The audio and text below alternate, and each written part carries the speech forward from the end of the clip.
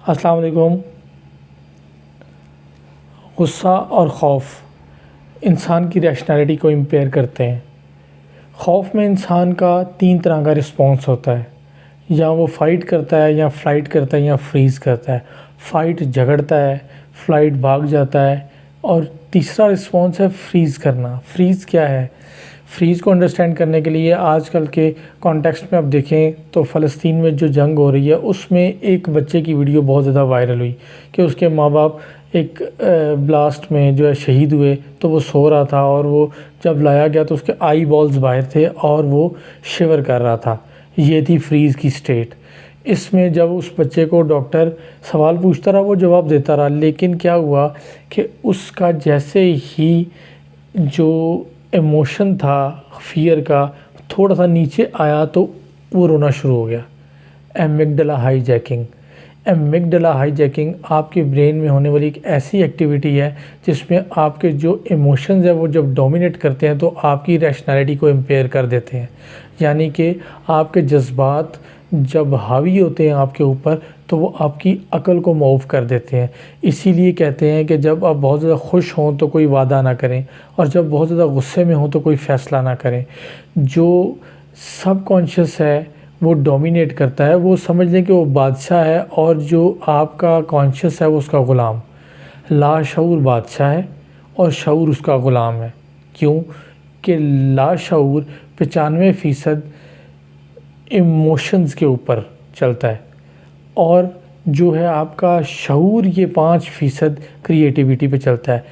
اگر آپ دیکھیں تو آئس برگ ایک ایسی اگزامپل ہے کہ آئس برگ جو ہے آپ کو سمندر کی تہہ پر جو برف کا تودہ نظر آ رہا ہوتا ہے، اس کی جو اوپر کی چوٹی ہے وہ بظاہر آپ کو جتنی بھی نظر آ رہی ہو لیکن اس کے وہ کئی گنا نیچے ہوتی ہے۔ اسی طرح ہی شعور اور لاشعور کی مثال ہے۔ شعور جو آپ کو سمندر کے اوپر جو نظر آ رہی ہے تہہ جو چھوٹی ہے، اور جو لاشعور ہے وہ بہت زیادہ نیچے تک ہوتی ہے، اسی لیے وہ بہت زیادہ طاقتور ہوتی ہے۔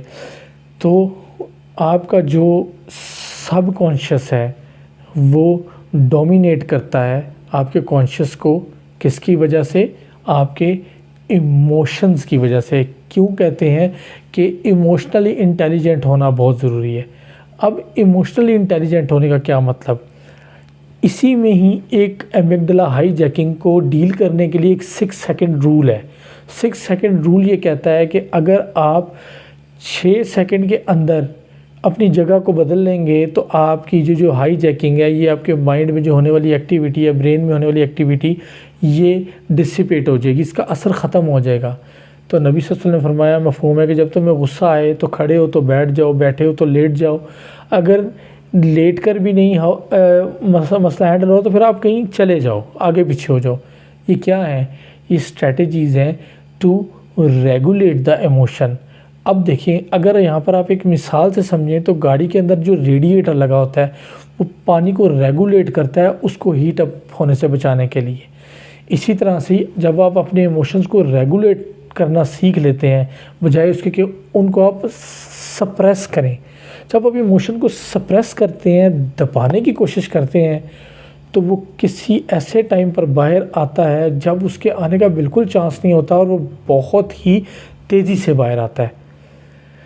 تو یہ ہے کہ ایموشنلی انٹیلیجنٹ ہونا، کہ آپ ڈیل کرنا سیکھ لیں کہ آپ نے اپنی جو ایمگڈلا ہائی جیکنگ ہے اس کو کیسے ایوائڈ کرنا ہے، یا پھر اگر وہ آپ کے ساتھ ایسا معاملہ پیش آ جاتا ہے تو پھر آپ نے اس سے ڈیل کیسے کرنا ہے۔